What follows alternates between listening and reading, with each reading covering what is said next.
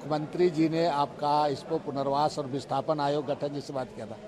अब सवाल उठता है कि देखिए, एचईसी को जितना कारखाना लगाने का तो उतना ज़मीन उसका है, मिल गया है, लेकिन बाकी जो ज़मीन है वो ज़मीन को आपको रैयतों को वापस कर देना चाहिए।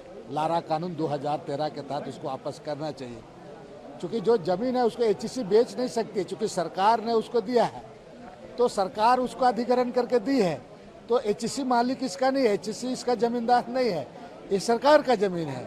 तो सरकार इस तमाम चीज़ों को अपने में ले करके और इसके लिए आप रैयतों को ज़मीन को वापस करना चाहिए। जो एचईसी जो हमारे राजधानी रांची में है, 1956 से ज़मीन अधिग्रहण करते हुए करीब 4-5 खंड में इस ज़मीन को लिया गया।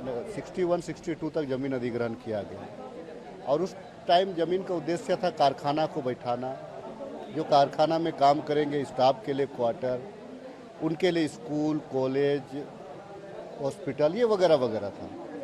लेकिन अभी एचईसी उस ज़मीन को, कारखाना के लिए हम लोगों ने ज़मीन तो पूरा दे दिया, रैयतों ने ज़मीन दे दिया। अब कारखाना के बाद जो बचा हुआ ज़मीन है, जो विस्थापितों का ज़मीन है, उसको एचईसी प्रबंधन कभी स्मार्ट सिटी के नाम से, कभी संस्थान के नाम से उसको बेचने का काम कर रही है। तो चूंकि 2013 में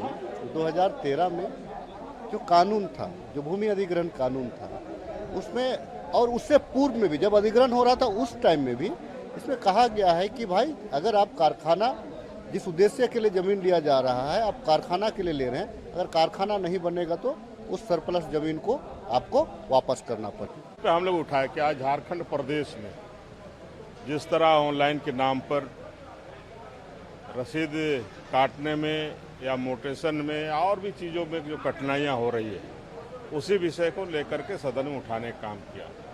लेकिन सरकार का जो जवाब आता है ये एक तरह से ढोलमुल रहता है और सरकार जवाब देना ही नहीं चाहता है। तो इसी चीज़ को लेकर के हम लोगों ने, विपक्ष सदस्यों ने, सभी लोगों ने एक साथ उठ करके इस विषय को अध्यक्ष जी से कहा कि इसको सुनिए, और अध्यक्ष महोदय ने कल इसको स्थगित किया है।